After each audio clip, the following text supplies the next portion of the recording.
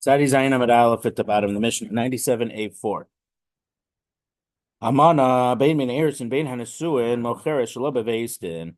A widow, whether she was widowed from Erison or from Nisuin, so after the chuppah, she's allowed to sell field of her husband, her late husband, in order to pay for her mezonos. Well, we have to fix that. Even she doesn't need the permission of Beis Din to sell. Now, the before the chuppah takes place, we learned before several prakim ago. Let's say if a case of yibum, um, the when the brother dies, the other brother inherits a ksuva. But we had cases where uh, if there's an excessive amount, maybe he wouldn't um have to pay the whole amount. Meaning, he said, "My brother, he really fell head over heels for you, so he wanted to give you $100,000. I'm going to give you the regular ksuva, but all that extra to me, it's." Or a different case was if he wrote her the ksuva before they were married, and then he died before the chuppah took place. So we said that he doesn't have to pay the tosefes. Or I think there was machlokas tanaim about that. So he'd have to pay the regular ksuva, but not the extra, because he was going to give her the extra because he was going to be married to her with chuppah. But he died before chuppah, so she doesn't get the extra. So we know that there's some differences if he dies before the chuppah took place. The Yibum case was not relevant to I shouldn't have mentioned it. But if the husband died before the chuppah, so then she doesn't get mezonos after she dies, but she gets the amount of ksuva. So in this case, she wants to get the payment of the ksuva, so she does not have to tell Beis Din or ask permission for Beis Din that, I want to sell this field in order to raise money to pay some of my ksuva. She's allowed to sell it even without asking Beis Din first. That's for the case of Almana Min Erison. But Minan Nesuin, if they were married after the chuppah and then he died, whether it was a short time later or was a long time later, she does get mezonos. She's allowed to sell that for the mezonos. Rashi says she's selling for mezonos. So I guess in that case, she's not selling selling the field in order to pay the ksuv itself, just for mezonos. So there is a difference between the two cases in this first clause of the Mishnah.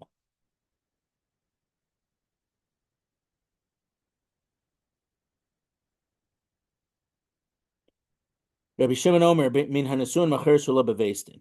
If she was already married with chuppah and then the husband died, she's allowed to sell even without permission of the Beis Din or informing the Beis Din, only from mezonos. But mina erisin lo timkar ela bebeis din mipnei she'ein la mezonos v'chol she'ein la mezonos lo timkar ela bebeis din. Rabbi Shimon says if he had given her the ring, but then before the chuppah she died, she has to consult Beis Din because uh she doesn't get mezonos, she only gets the ksuva. And Rabbi Shimon says, he says it in the opposite way, in the negative, but if she's selling it in order to raise money for her food, her sustenance, then you could sell in Beis Din. If you're not selling for the mezonos, then you can't sell in Beis Din. And since she doesn't get mezonos, only the ksuva, she's not allowed to sell a field without the permission of Beis Din.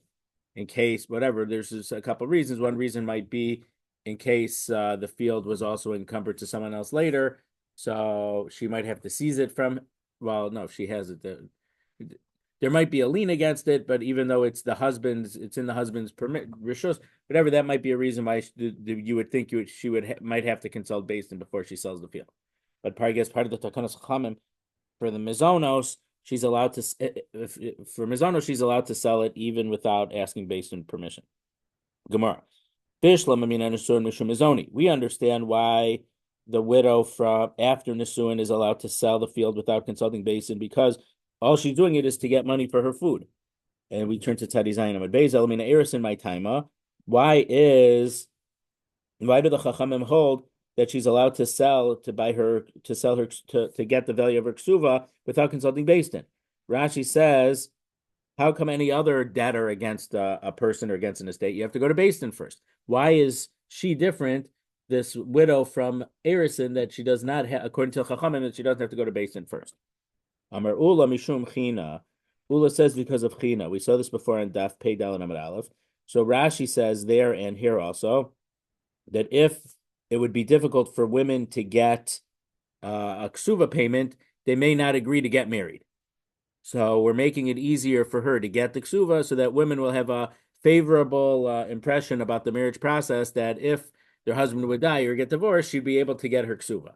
And if we would make this extra barrier that you'd have to go to Beis Din first, she may say it's not worth it for me. We saw, I think it was last week, that there were some women who they called them tzniusa and something else, but the more meaning if the case last week was if she didn't ask for mezonos for 2 or 3 years, she loses them, at least retroactively. According, we saw there's a machlokas Rishonim, but we said, so the Gemara says if she loses after 2 years, why does it have to mention 3 years? So one answer was it's 2 years for a woman who is more assertive, and she would not be so inhibited against going to Beis Din and demanding it. And the 3 years is for a woman who is much more restrained, and it would take her a lot more nerve to decide to go up to Beis Din. So she has 3 years to go to Beis Din to start requesting her mezonos. This is a slightly different case about selling it without Beis Din, but according to this, according to Rashi's answer, Mishum China, we don't want her to have an extra hoop. So it shows her that in case something, the marriage, if either she gets divorced or gets widowed, she'll be able to get her money without the extra hoop of having to go to Beis Din. And Tosfos before on Pei Dalet over there said the chen was for the woman. If the woman is getting the mezonos and stuff that she wants, she'll be more presentable and more likely to that another man would want to get married to her. So it's either Rashi's opinion is that the chen is so women will have a favorable opinion of marriage and they will get married to a man. And Tosfos says the chen is so she'll be presentable, so a man would find her attractive to marry. Maybe whether it's physically attractive, whether that she has a nice clothes, or whether that she looks healthy, that she's not skin and bones, she's been having enough to eat, whatever it is, that the woman would be a better.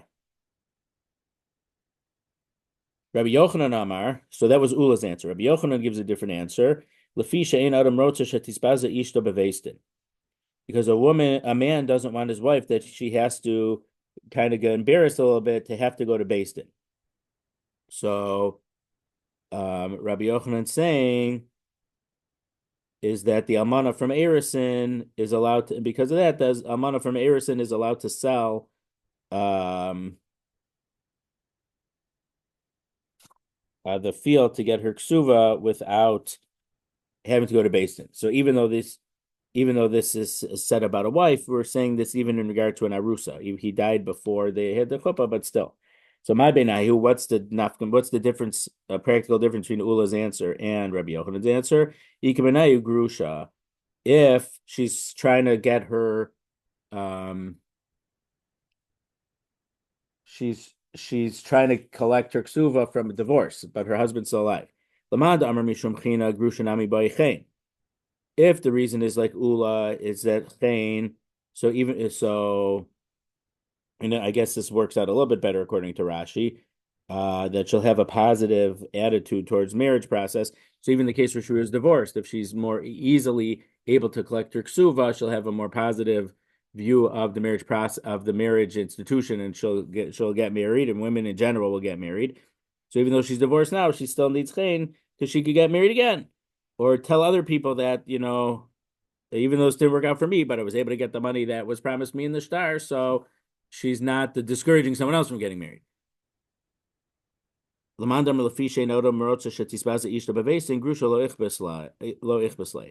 if the reason is a person doesn't want his wife to have to go to Beis Din because it's she has to go out and for stuff that a woman usually doesn't do, but if she's divorced, he's not his wife, so he doesn't mind if she has to go to Beis Din.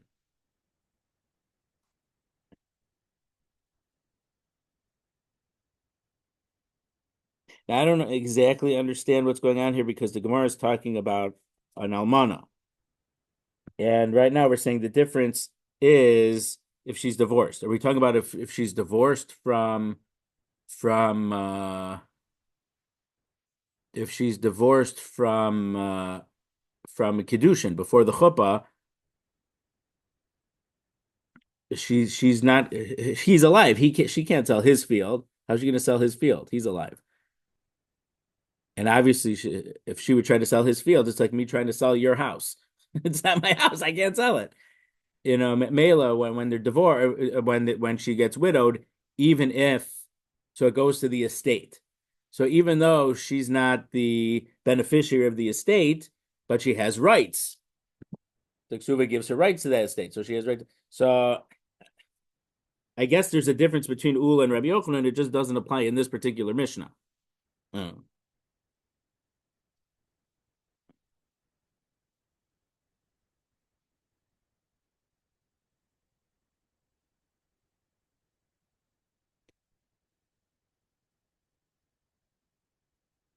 Tanan. We learned in a Mishnah, Ugrusha lo timkor ela bebeis din. So we just quoted a Mishnah. I think it's actually no, it's not here.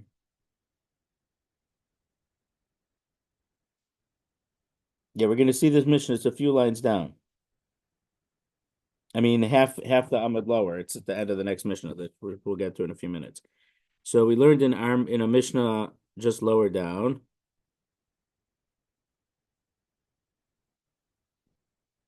The divorced woman can only sell with base in a Beis Din.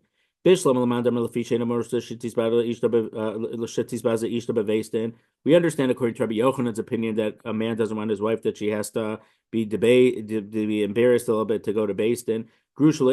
So when they're divorced, it's not his wife anymore, so it doesn't matter. He's not concerned that if she has to get a little bit embarrassed to go to Beis Din. But if the reason why she could sell without Beis Din is because of chen. A divorced woman also needs chen. So the Gemara says, Hamani Rabbi Shimon he. That Tana of that Mishnah we just quoted is Rabbi Shimon. That's why, and since a grusha is not going to get mezonos, so she can't sell without Beis Din, because Rabbi Shimon explicitly said in our Mishnah, when she gets mezonos is when she can sell without Beis Din. But a divorced woman, she only gets mezonos if she's widowed.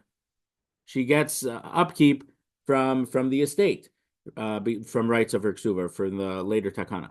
But if she's divorced, she doesn't get any mezonos. She could get her ksuva paid out, but she doesn't get any mezonos. So the Gemara says, Rabbi Shimon, if this is Rabbi Shimon's opinion, Hatani Laresha, I mean, Erison Loti Macher B'chulu. If it's Rabbi Shimon, we already know this halacha from our Mishnah that we just read on Sadi Zayin Amud Aleph, that if she doesn't get mezonos, she can only sell with Beis Din. So if it's Rabbi Shimon, it's a repeat of what he already learned from our Mishnah.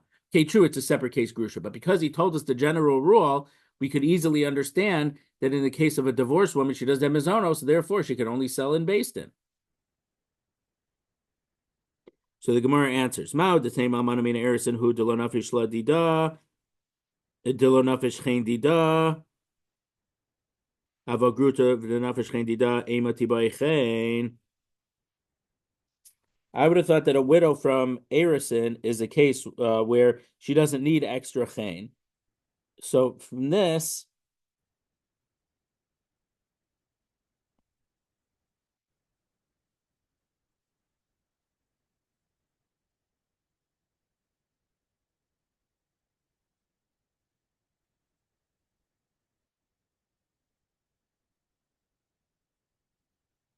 because they never had chuppah, the marriage was never consummated, so she wasn't really married yet. So the institution of marriage is not going to be harmed if she had to run through an extra hoop. She never had her chuppah yet, so she has to run through this extra hoop because she never had chuppah. But if she would have had chuppah, she wouldn't have had this extra hoop. So everyone realized that it's the institution of marriage is not being an extra burden for her. It's not something to have a negative attitude for. But a divorced woman, since she was fully married to the husband, and the marriage was, we might think that she would earn a little bit more consideration, that she she shouldn't have this extra hoop to go to. Hanami tanina kol she'ein la mezonos. Excuse me. Ema tiboy chen.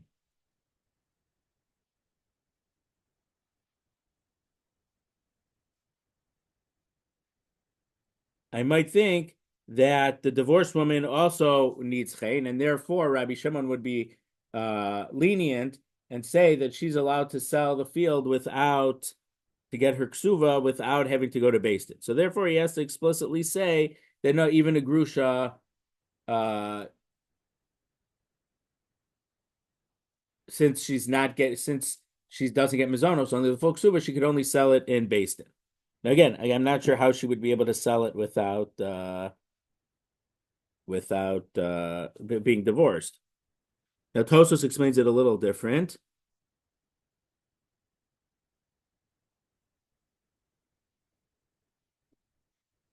So Tosos says, according to the Rach, so the Rach that Tosos says, the Rach is the one who says Chain isn't that the woman would have a negative attitude towards marriage, so we want her to have a positive attitude. But the Rach is the one who Tosos quoted before is that we need it to be men would look at women with favor, so they would, ultimately propose a marriage to her. So because an almana gets Tosefes ksuva, she'll be even better off. Whereas if she's only um,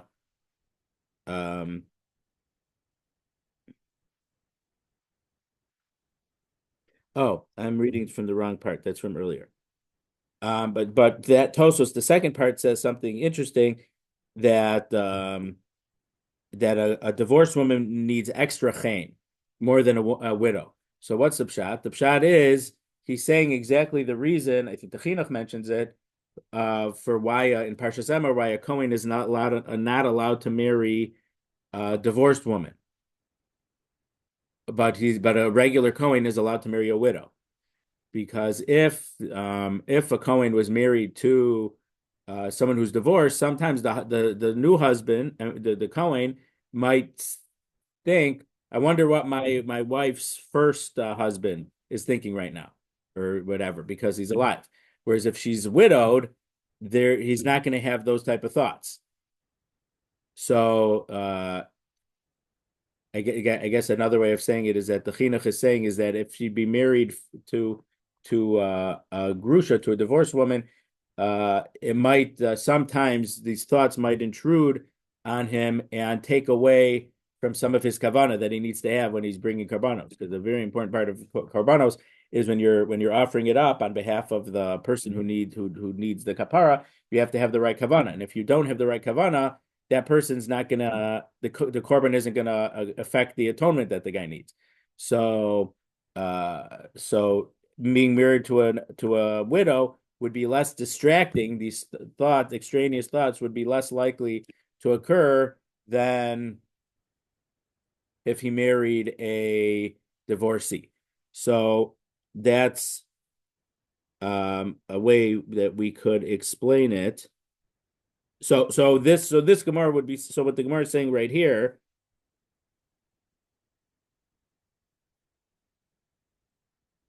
is, even though the chinuch says that in regard to a Kohen marrying a grusha, here we're saying in regard to anyone, that a regular person, even a regular person, there's a little bit more baggage, shall we say, to marry a divorced woman than to marry an almana. Like he can't. No, but he can marry an almana. So the chinuch says because intrusive thoughts that would distract the Kohen when he's doing avoda are more likely to happen if she's divorced. He might think, oh, what's her first husband doing right now?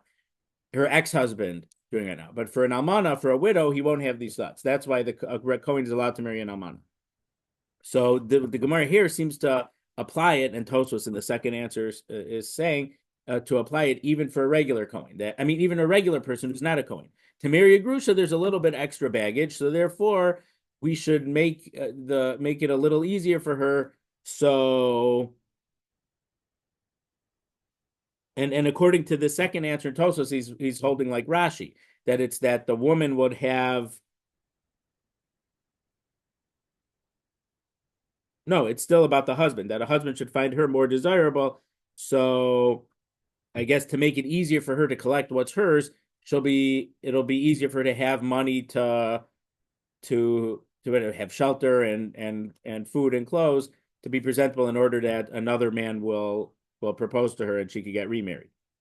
And I was wrong. The first answer of Tosos is applicable to this line. I just got confused where it was in the Gemara. The other answer of Tosos says is because we're talking about the woman to be found more favorable. If she's a widow from after chuppah, she gets the 200 zuz or the 100 zuz, depending if she's an well,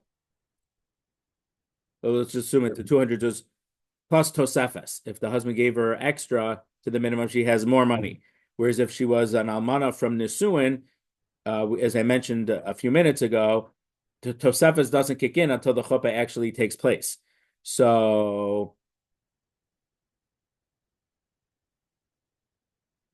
an almana will have less money comparatively than an almana from after the chuppah, because the almana from nisuin won't have the tosefes. So we need to give her. So she would need chen, and a grusha, if she's divorced, we're talking about a case where she's divorced after chuppah, so she has tosefes. So she's in a little bit better shape in regard to chen than a widow from Erison. So the Gemara doesn't like this answer. We're at the top of 97b2. Hanami Tanina, but this was also taught in that Mishnah, because that Mishnah says, Kol she'ein mezonos l'suyemai. So in our Mishnah that we just read on the previous Amud, it says, Kol she'ein mezonos. Whoever doesn't get mezonos, any woman that doesn't get mezonos cannot sell, can only sell if she goes to Beis Din. So when the Gemara says call, any like a general rule, a lot of times it's including another case that than the case that's just mentioned. Now, also when the Gemara mentions Mishnah mentions numbers, the Gemara is going to say the number is to include what case, or the number is to exclude what case. Why to give a specific number? What case are we excluding, or what case are we including?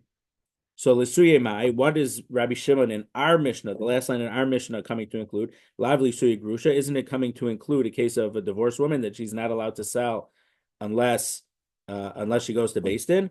So Gemara says lo. No, l'suye megreshes ve'ena megreshes uchad Rabbi Zera.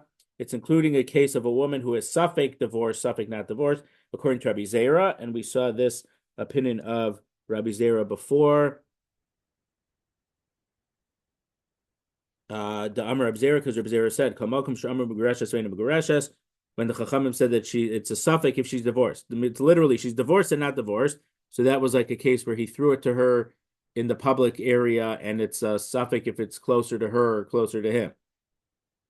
So when it's in a public area, it needs to get, meaning if somehow she would have a property, but that's a separate shaila, because if she's married, anything that's hers would be the husband's. But if it would be on her property, the property, there's a kinyan chatzar. Her property can make can receive the get on her behalf. But if it's in a public place, the public place, it's mine and yours and hers and everyone's. So it has to be a clear sign that it's being given to her. But if he threw it and it's not clear that it's that close to her, it might be closer to him. So it's suffix divorced. So Rabbi Zera says in a case here when it's suffix divorce, Baal Chai B'Mizonoseha, even though they may not be married anymore, and we have to assume in stringency both ways. We can't let her get married because maybe she's still married to the first guy, but we can't let them live together because maybe they're divorced already, and they would have to get remarried in order to live together again. So in such a case, because it's not clear that she's divorced, the husband still has to give her mezonos in the meantime, until the situation is rectified, probably by writing another get and giving it to her without any shaila. So Rabbi Shimon would say in such a case, if she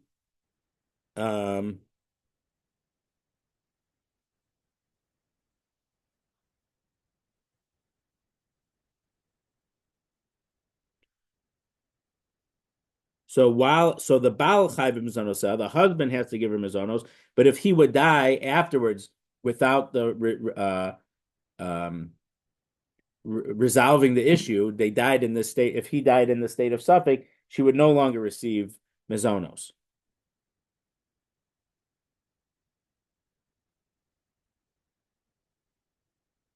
Rashi says that because maybe they're already divorced, from a suffix, from a doubt, we're not gonna have the estate to keep paying out from his mezonos. But while he's alive, he will. So Rabbi Shimon is including the case where it's the suffix migureshes that even though while they're married, he has to pay mezonos, but once he died, his estate does not have to pay mezonos anymore. Okay, Tashma, we learned in the Braisa. Kishem shemacher shlo bebeis din, kach yosha yoshik zavasa bocher shlo bebeis din. Just just like a woman is allowed to sell a field from the husband's estate without Beis Din to get the mezonos, Yorshek Suvasa, Kach Yorsheha Yorshek Suvasa.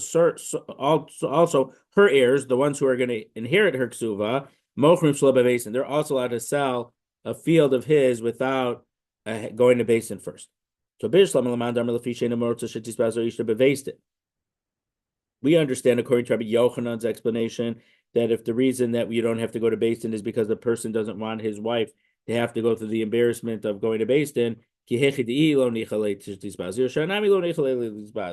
just like he doesn't want his wife to have to be embarrassed and go through the process, she doesn't want her heirs to also be embarrassed and have to go to Beis Din. But according to Ula, that the reason that she's allowed to sell without going to Beis Din is because of Chain. Yorsha my Chain Ika. What Chain is there to her heirs? So Tirgama Ula would explain the Brisa Kagon Shiarshta Bita O Achosa. It's talking about a case where she had a daughter or she had a sister, and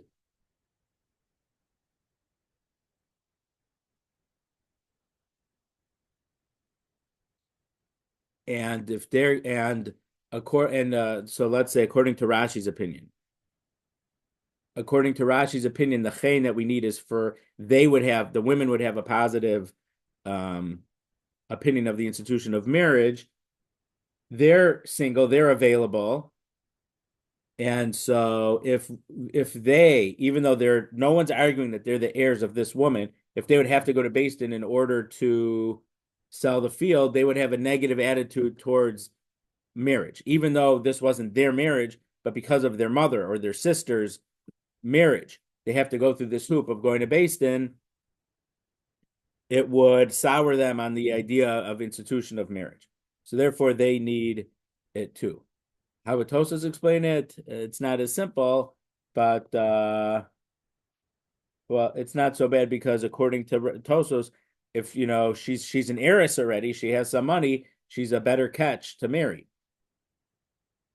So the men would find a woman with this Yerusha that they're able to obtain more easily, a better shidduch. Now I was thinking, for some reason, the whole share tonight running through my mind is when I was in the Beis Din in Tel Aviv, the Rabbanut Beis in Tel Aviv. I mean, I went to watch a Dayan said Gittin, because that was before I was in Chicago. I was invited to participate in the Gittin process, but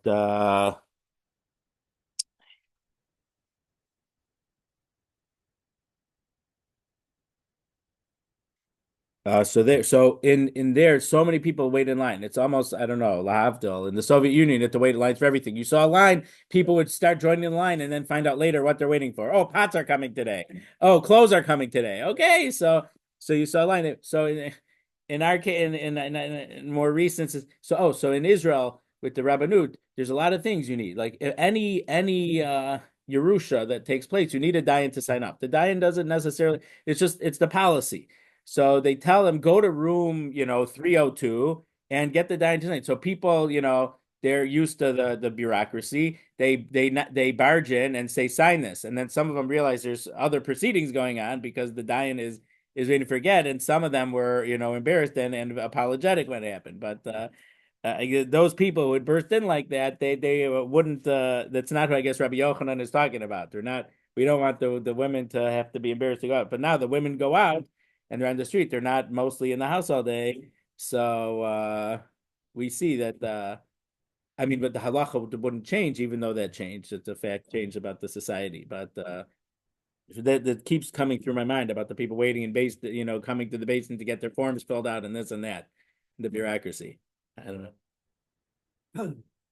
Acquiring a get, uh, like getting married in Israel, do you pick your own dayan? Do you, people, Not you. I mean, because for not weddings, usually. people ever told me that you pick which town you want, No, and that's true. uh, I don't know if you could file for divorce in a different town. I don't know how it works. yeah, But it's also more people are authorized to do kedushin than are authorized to write a get. yeah, yeah, that's true. So I don't know if there's some leeway for that. I don't know. Okay. Okay, Mishnah in the middle of Tadi Zayin Amud Beis.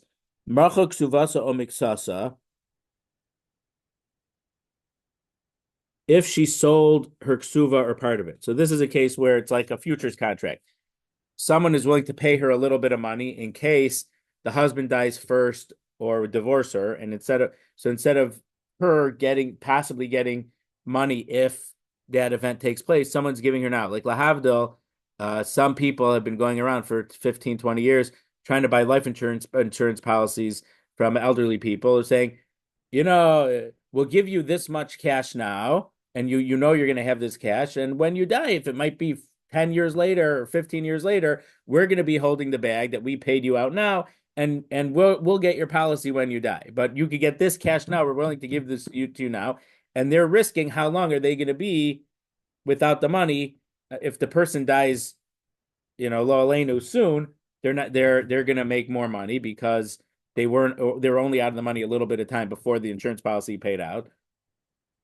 But if the person would live another 20 years, even though they were 75 right now, they paid her money now or him money now, and they have to wait 20 years to get the insurance policy, which is going to be bigger, obviously, because the present value is less than the future value. So if she sold her ksuva or part of her ksuva, mishkan ksuva so mitzasa, or if she had made part of her ksuva a lien or mortgage for something, nasna ksuva la'achra mitzasa, or she gave her ksuva or part of her future ksuva as a gift to someone. She said, "What do I need if I die? If I get it, you'll get it." It's like signing over the policy to someone else. But again, this is only it's like a futures contract type thing. We don't know for sure that she's going to get it. In the insurance policy, the insurance company is going to have to pay it out. We don't know that she's ever going to get a ksuba. If she dies first, she doesn't get the ksuba. So that's why we learned before. Rashi says that the amount for the value of it is only a small percentage of what the actual face value of the ksuba is. Lo simacher ella es hashar ella beveis din. She's not allowed to sell the rest of it unless she goes to the Beis Din first. So the Gemara is going to say, but Rashi says that this is according to Rabbi Shimon's opinion, because you're only allowed to sell when you're selling for mezonos. This person, because she has sold part of her ksuva, she's not going to get the mezonos. But the Chachamim say macheres hi afilu arba b'chamisha pa'amim u'macheres mezonos shelo beveis din. She's allowed to sell her ksuva in different parts. She said, "Okay, I'm going to give Shmira one part of ksuva. I'm going to give Beryl, 20% of my ksuva. I'm going to give Sarachaya, 15% of my ksuva." She could sell different parts, and each time she sells part of the ksuva, she's allowed to do it without Beis Din. And for mezonos, if she's selling for the mezonos, she doesn't even have to go to Beis Din. Vikoseves, but when she sells it, she should write in the document itself, Limzonos macharti. I sold this in order to raise money for my mezonos. We saw this a couple weeks ago. Whether it's Eitz Tova or a requirement to write that I'm selling it for my ksuva payment, or I'm only selling it for mezonos.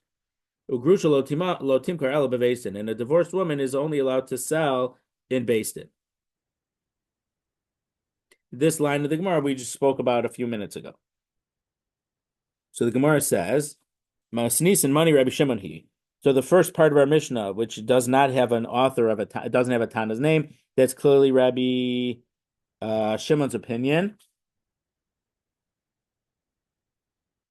The Tanya, because we learned in a brayso, Machar Ksuvasa, Mishkan Ksuvasa, Asa Ksuvasa, Aputiki Lachar, Ein Mezonos. So this brayso is similar to our Mishnah, but it's adds the cases. If she sold her ksuva or she made it a lien against something, or pledged her ksuva for something, or she made her ksuva as a mortgage for something else, she does not get mezonos. Rabbi Shimon Omer, Afa Pishla Machra, Velo Mishkan Ksuvasa, Ela Machtzisa, even though she didn't sell her whole ksuva or pledge her whole ksuva, she only pledged half of it or part of it of the mezonos seha. She no longer has any mezonos. And Rabbi Shimon holds, once you don't have mezonos, you can't sell unless you go to Beis Din first and get permission. So now the Gemara says, Lameimra, Rabbi Shimon, several do amrina miktas kesef kochol kesef. This implies that Rabbi Shimon holds, we don't say that part of a thing is like the whole thing. So the Gemara here, it's pretty strange. The Gemara says partial money is like the whole money. But from what the Gemara is going to say, it's a completely different case. But the idea is, if you have part of it, you still have the whole thing.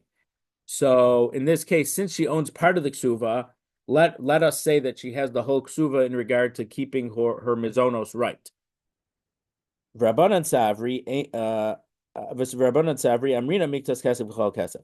And the Rabbanan, from the context of this Mishnah, hold that if she has part of it, it is like she has the whole thing. But we learned that the opposite is true. Rabbi Shimon holds that the partial is like the whole thing, and Rabbanan hold that it's not, which is the opposite of what this Mishnah is implying. The Tana, because we learned in the Brisa, V'hu Isha b'Fsuleha. So there's a Brisa about a Kohen Gadol. So we know a Kohen Gadol is not even allowed to marry an almana. He's only allowed to marry a Basula, a virgin. So there is an opinion in the Gemara that he's only allowed to marry a Nara or a Ketana. He's not allowed to marry a Bogeres. The Bogeres, so remember, under normal biological circumstances, a girl will become a Nara at age 12. She'll show the signs of physical maturity, and then 6 months later, she has the status of a Bogeres. So there's opinions in the Mishnah that because she's getting old, if she's a Bogeres already, she's not going to have Dam Besulim. She's not going to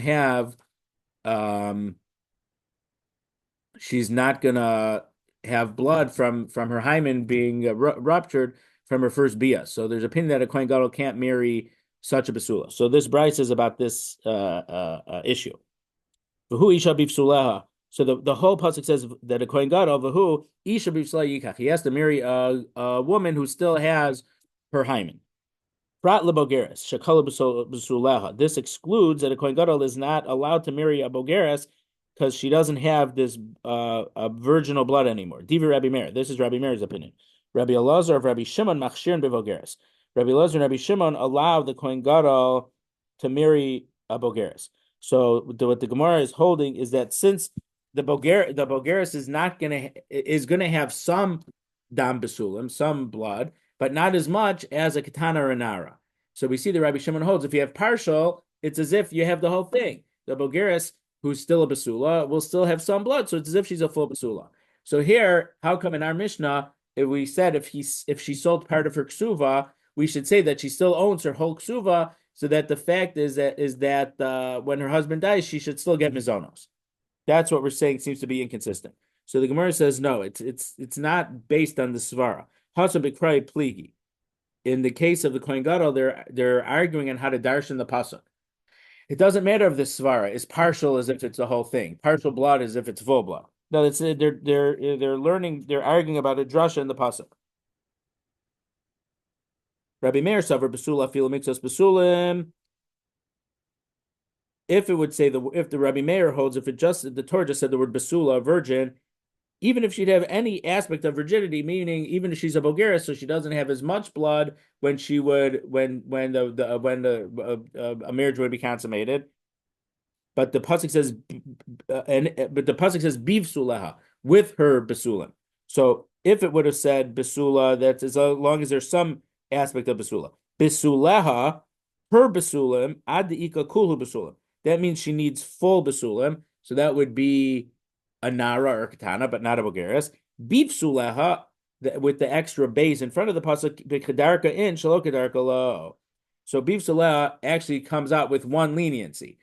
If she, as long as she has her basulim, but if she had there was a intercourse, but it was not through the normal way, not through that it would have, and it didn't penetrate the hymen at all, but she had intercourse another way, then it's not forbidden for the Kohen Gadol to marry her.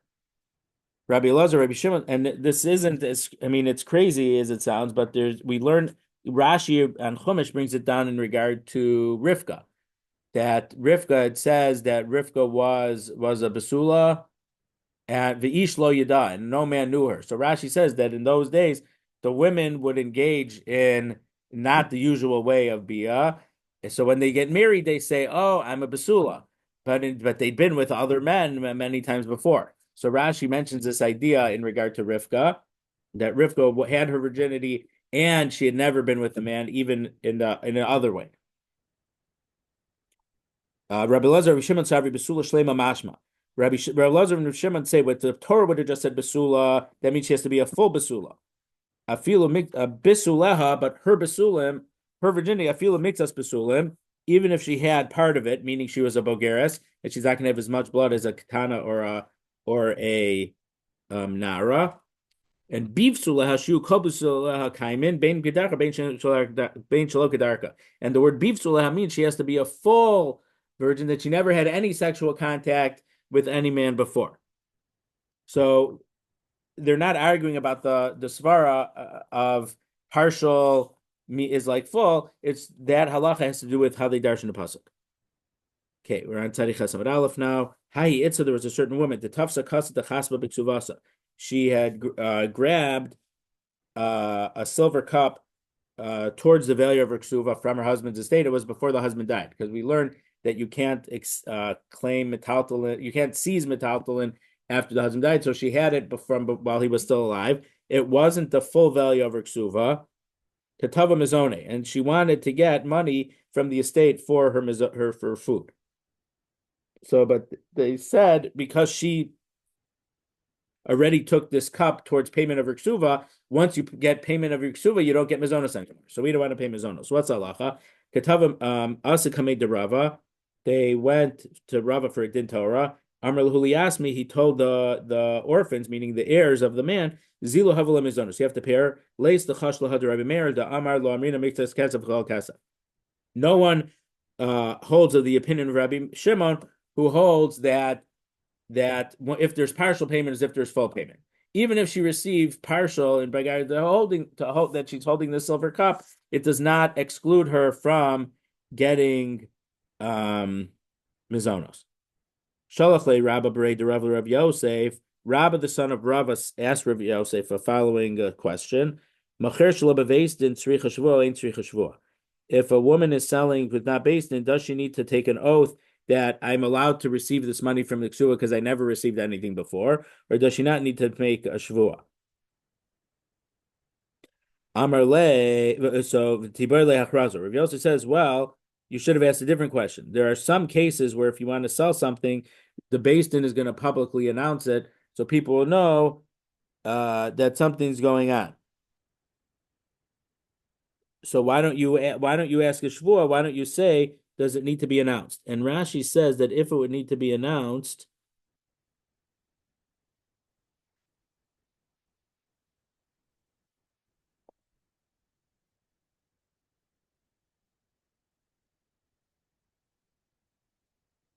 well, it's a machlokas you showing him. If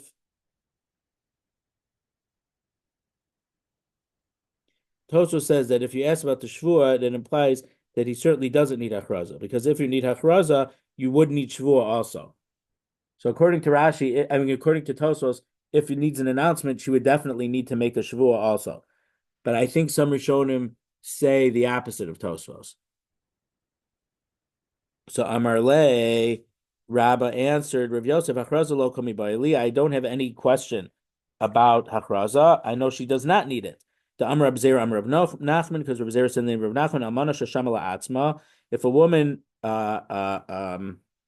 appraised her own land and said it's worth this much, and she sold it for her ksuva loss of loklum, it has no halachic status of being sold because she's not. So hechidami, what's the case that Rabbi Zeir is talking about? Ida achruz, if the Beis Din announced that it's getting sold, am I loss of loklum? Why is that? Even though she appraised it herself and didn't hire a professional to appraise it for her, why doesn't it work? She told Beis Din announced it. It should have halachic validity. Elalav de lo achruz. So it must be a case that they didn't announce it. Ula atzmahu de lo asav loklum, and she didn't do anything for herself. Hala acher, but if she would have sold it to someone else, Masha Asa Asa. Reb Zer would hold that the sale would take place, meaning she in this case she seized it for herself. She didn't sell it. She says, "I'm just going to keep this land in payment of my ksuva." So it doesn't help her. But if she would have sold it to someone else, Rab Rabbi Rav Yosef, Rabbi Bar Rava Rava would have said that it would have had significance if she would have sold it. So he says, no. Liolam de Achros.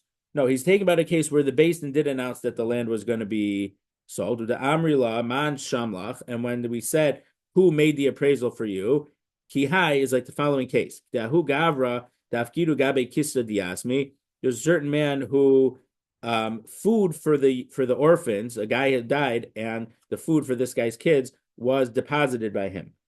So either was his food, or Tosfos gives another opinion that it was. What's the other opinion? But Rashi says it was some special type of wood, I think. It says coral wood.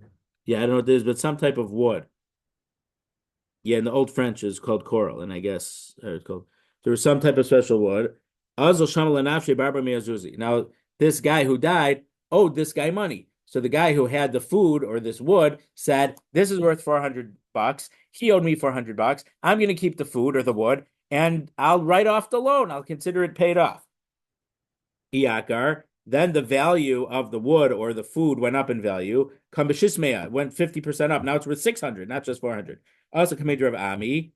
So then he went to Rav Ami because the kids said, okay, it's worth 600. You have $600 of our father's property. Even if he owed you 400, you have to give us 200. So they went to Rav Ami. Amarle, Rav Ami said, Man Shamlach. They said, who made the appraisal?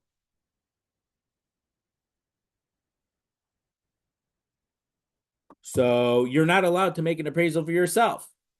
And this isn't a case of wasn't a case of real estate. It's not a case where it has to be. So he said that even in such a case, you would have to get it professionally appraised in order for it to work. So